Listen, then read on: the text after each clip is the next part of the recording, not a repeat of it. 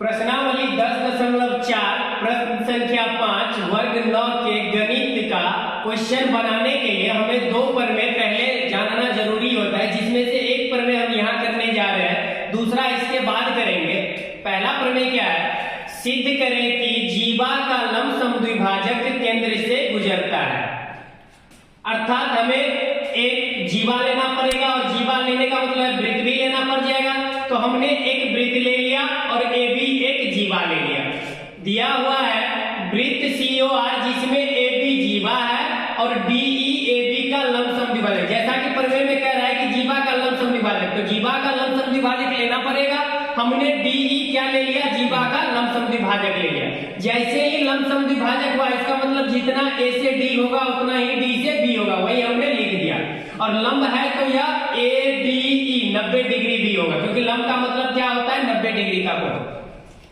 सिद्ध करना है कि DE यानी कि ये जीवा का लंब समद्विभाजक केंद्र से गुजरता है। बोल दिया है कि जीवा का लंब समद्विभाजक केंद्र से गुजरता है, तो सिद्ध करना में यही आएगा कि DE केंद्र से गुजरता है।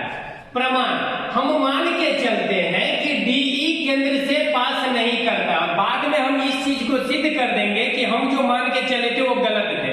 अर्थात क्या कि DE केंद्र से ही पास करेगा। यदि संभव हो तो माना कि DE केंद्र से नहीं गुजरता है, और केंद्र से नहीं गुजरता है। अगर यह केंद्र से नहीं गुजरता है तो केंद्र कहीं ना कहीं होगा, या तो इधर होगा या तो इधर होगा। हम मान के चलते हैं कि केंद्र इधर है और OD को मिलाया, यानी कि केंद्र से D को मिलाया। D क्या है? इस जीवा का मध्य बिंदु है। कोण ADE 90 डिग्री कहां से दिया है? देखिए यहां से दिया है, इसको हमने पहला कर लिया।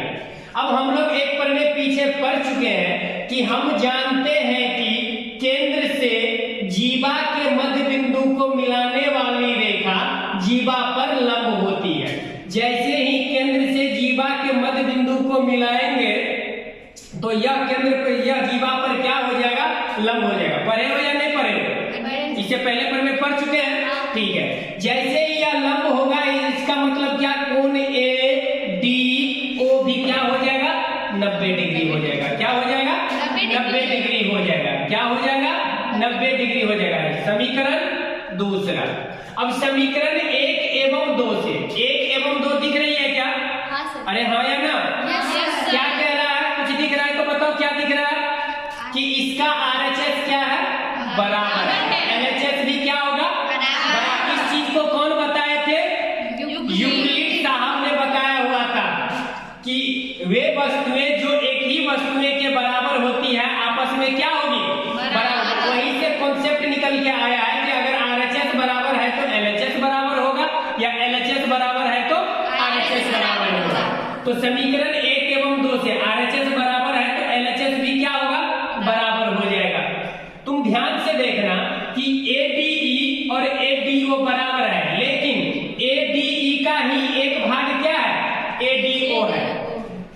यूक्लिड साहब ने एक बात और बताया था कि पूर्ण अपने भाग से बड़ा होता है। क्या होता है? पूर्ण अपने भाग से बड़ा होता है। लेकिन यहाँ पे क्या आया है?